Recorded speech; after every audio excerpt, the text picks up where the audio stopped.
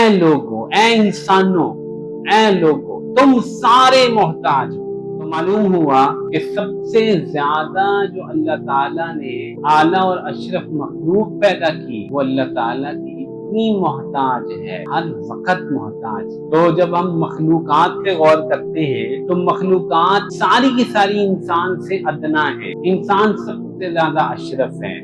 انسان کے پاس عقل ہے، انسان کے پاس سوچ ہے، انسان کے پاس فکر ہے، انسان بول سکتا ہے، لکھ سکتا ہے، انسان تمدنی زندگی گزارتا ہے، شہروں میں انسان رہتے ہیں۔ انسان کو اللہ تعالیٰ نے تجارت کرنے کا ہنر عطا فرمایا۔ اللہ تعالیٰ نے انسان کو بہت سارے کاروبار اور بہت سارے معاش کے طریقے عطا فرمائے۔ وہ انسان جو اتنا متمدن اور اتنا سمجھدار اور اتنی سوچ اور فکر رکھنے والا، وہ انسان جو ہے وہ اللہ تعالیٰ کا پل پل محتاج ہے۔ انتم الفقراء الی اللہ، اے لوگوں، اے انسانوں، اے لوگوں، تم سارے محتاج، سارے محتاج۔ تو بات کیا ہے کہ باقی مخلوق تو اس درجے کی ہے ہی نہیں۔ جانور ہیں، پرندے ہیں، مچھلیاں ہیں، چوپائے ہیں، کیڑے مکوڑے ہیں، تو سب بہت زیادہ محتاج ہیں اللہ